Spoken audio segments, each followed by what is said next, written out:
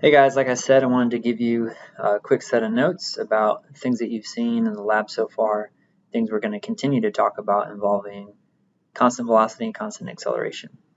The first thing real quick is just to make you aware of the overall topic that we're talking about right now, and this is kinematics. So kinematics is a branch of mechanics, which just has to do with physical motion of objects in physics.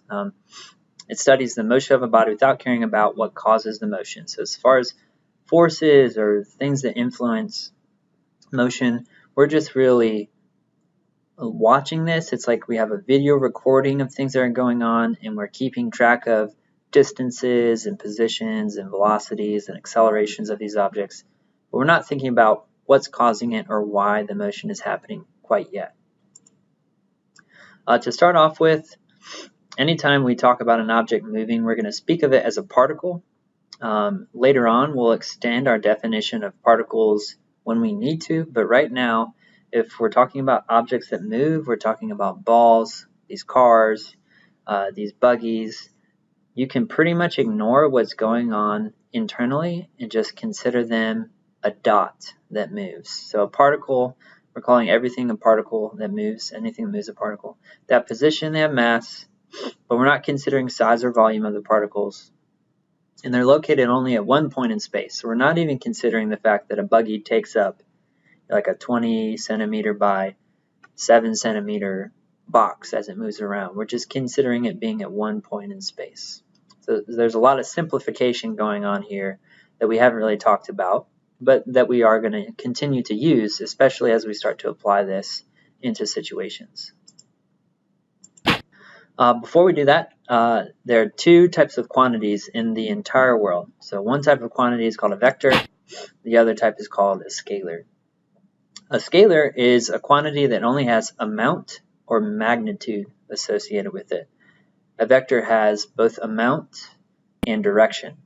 So far, we've talked about distance and speed. Those are considered scalars because they don't have any direction associated with them. When we talk about speed, it's only the amount. We don't call it a positive or a negative. When we talk about distance, it's only how far something's gone. We're not giving the direction. But more specifically, position and velocity, those are going to be vectors because those are giving a direction along with the amount of distance and amount of speed for an object. So there's some other examples of vectors and scalars here. This is something we're going to think about throughout the year for any quantity that we have. Is it a scalar? Is it a vector? Because it tells us a lot about what's important. There's a certain way we notate vectors. So a vector is always going to have a little arrow above. So one of y'all the other day was asking about that, why put a little arrow above the position values for a position versus time graph. This is why, because position is a vector. We're talking about position not just being the amount of distance, but at a direction associated with it. Is it positive or is it negative? This is how you draw a vector by hand. So vectors are, like you've seen in your math class, they are mathematical quantities that we represent with arrows. So this vector would be called R vector. It has a length and it also has a direction associated with it. And so anytime we draw our motion maps or diagrams representing motion, we typically draw the velocity a certain length and in a certain direction. That means it's a vector, okay? And that's how we represent vectors, as arrows, where they come from a dot and they point in the direction that the quantity represents the motion going or the force going or whatever the quantity represents. There's a tail to a vector and a head to a vector. We'll talk about the importance of that later on when we start learning to add and subtract and do some simple math with vectors. Notating scalars, you just don't put the arrow above the scalar, and there's nothing to draw. There's no length, it's just a number associated with the scalar. All right, let's talk about some of the values we've uncovered and used to discuss the motion of the buggy and the motion of the object down the ramp in our lab. So position is a definition that you need to grapple with and more just be able to use. So it's the location of a particle in space. In one dimension, we would just give its location on a number line with an X with a vector above it. But in two dimensions, if we were working in two dimensions, we'd put an X and a Y. So position here, we've got a number line. We've got 1, 2, 3 meters, 0 to -1. The position of this dot right here of this particle would be at a position of 1 meter.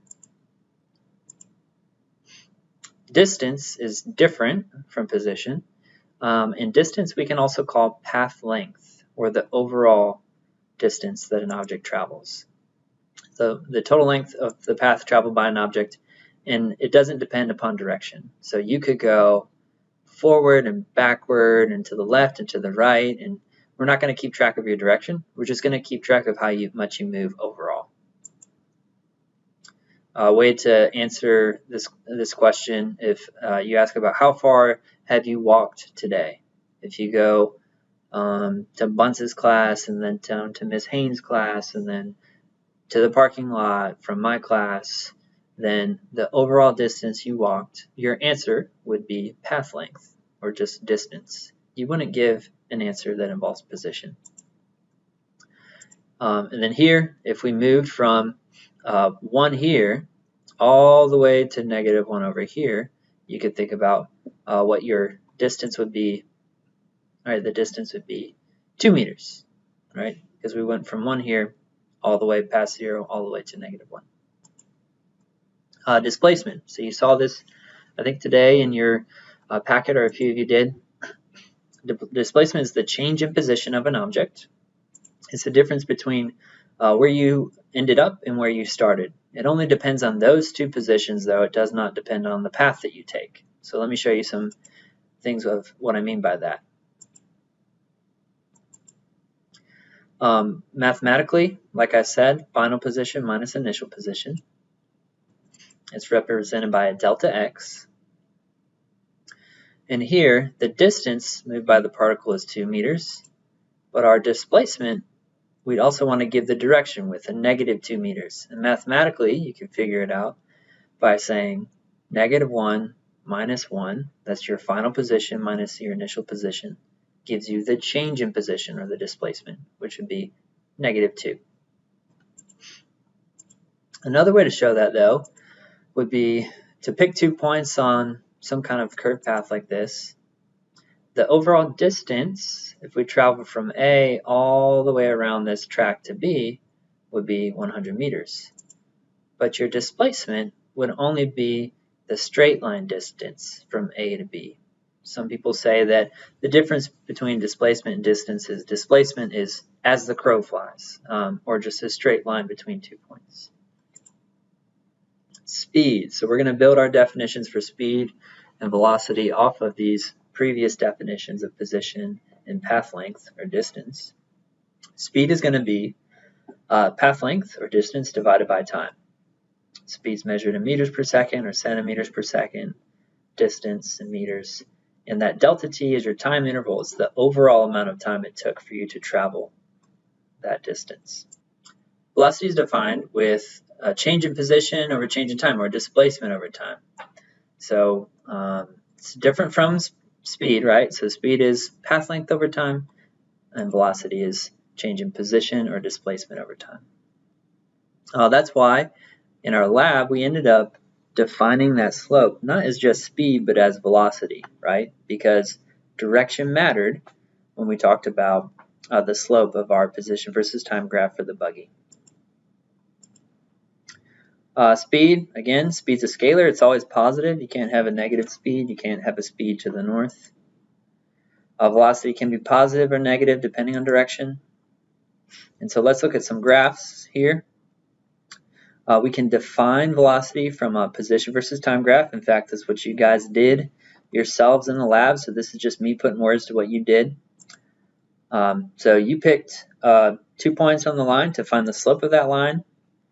And slope, if you handle it the way a formula handles it, it's that change in position from A to B divided by that change in time. It's rise over run, right? That's the definition of slope.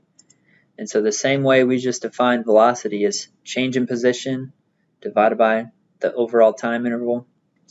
That's the definition for velocity. That's what you did when you found the slope. You define velocity. We would say mathematically, or really we'd say you came up with a constructive definition. Instantaneous velocity. So let's talk about this. We did have some graphs like this. We had a curve graph for the objects that moved down the ramp. Maybe not curved like this, but instantaneous velocity is going to be the velocity that occurs at a specific point in time. So this object B, it travels this position as time goes on, and so the velocity at that instant in time right here at point B is what we're interested in taking a look at. To figure it out, we would just take a slope of the graph at that point in time. So the same way before that we are taking slope to define velocity, we can also define velocity with slope from this position versus time graph. But to do it, we would want to draw a line tangent to the slope. And so a tangent line is a line where you sort of equally space distances on either side of the line. You kind of move your ruler or your straight edge so that it's really just representing the slope of the object or of the graph at that single point. Then if you determine the slope of that tangent line at the single point, you define the instantaneous velocity. You can figure out how fast the object is going at that moment in time. Acceleration is a change in velocity. And so we define the units of acceleration as centimeters per second every second. It's the speed per second. It's the change in velocity over time. Acceleration, you can have a speeding up thing, be accelerating. You can also have a slowing down thing. Or you can have something have just a change in direction, and you still have a change in velocity. And that's because if you think about velocity, it's made up of two things, right? It's made up of amount, and it's made up of direction. And so if you change either of those things, you are changing the velocity. As long as you're changing the velocity, you have an acceleration. We'll talk more in detail later on in the year about what it looks like in the situations we have when you change direction, and acceleration results from that. Units for acceleration, either one of these are appropriate, meters per second every second or meters per second squared. I usually will use this if I'm talking more conceptual about what's going on in the situation. I'll use this if I'm just doing more math. And you can do the same. The sign of acceleration could be positive or could be negative. And the sign tells you the direction of the acceleration. It does not tell you the direction that the object is going. You have to rely on other things to determine the direction the object's moving. But a general helpful rule about direction and acceleration is that if the sign of the velocity of the object and the sign of the acceleration, if they're in the same direction, then the object's speeding up. If they're in an opposite direction, the object's slowing down. And you'll find this a helpful rule later on when you start to work at applying the models that we came up with. Pick out of here which graphs have constant velocity. Pause the video. And so here, if you take a look, constant velocity is going to be present whenever you have a flat line, a horizontal line for a velocity versus time graph. So this velocity is constant. So D. You'll also have a constant velocity at A, right? Because this slope, remember the slope of a position versus time graph represents the velocity. If that slope is constant, which it is, it's a straight line, you have a constant velocity. This velocity is not constant. This velocity I can see is getting less and less as time goes on. Here, this position is constant. You have no velocity at all. So you could consider it maybe a constant velocity, but if it is, it's a special case of no velocity. It's at rest. All right, so in summary, for our position versus time graphs, All right, so in summary, if we have a constant position or an object at rest, here's what we should expect with the position versus time, velocity versus time, and acceleration versus time graph. And you should be able to predict what this would be. So here we have a flat line for position versus time. The object isn't changing any height as time goes on. The velocity of that object would be 0, and the acceleration of that object would also be 0. Here we could also represent constant negative position. We'd still have a 0 velocity and a 0 acceleration along with that. For a constant velocity graph, we'd want to see a graph with a line that has a constant slope for our position versus time graph. So here we'd have a positive constant velocity, but if we have a constant velocity, we have no acceleration. We could do the same here if we start at a positive position and go negative. Now we have a negative constant velocity, so we'd come underneath. And we're not changing our velocity at all here. It's a constant velocity at this negative value right here, so our acceleration should also be 0. Now for a constant acceleration graph, you're going to see a characteristically curved graph for position versus time graph. To find and to figure out how to draw your velocity versus time graphs, you'll use that method that I discussed earlier in drawing slopes that represent, or lines tangent that represent the slope or the change in slope for this graph. So here, the slope would start shallow, get steeper and steeper. So we should see a velocity that starts small and positive and gets bigger and bigger. Something like that. Then, if we're going to define the change in velocity as time goes on, we would just take the slope of this graph to plot our acceleration graph, because velocity is changing at a constant rate. We'd end up with a graph like that. Here we can do the same thing. Think about the slope of this. The slope starts at 0 and gets more and more negative, so we should start a velocity at 0 and get more and more negative, something like that. And our acceleration, again, is the slope of this graph, because acceleration is defined as our change in velocity over time, and our change in velocity is a negative constant change. So these are 3 equations we came up with from our graphs. This equation came from a velocity versus time graph. This one came from a position versus time graph, and this one came from a velocity versus position graph.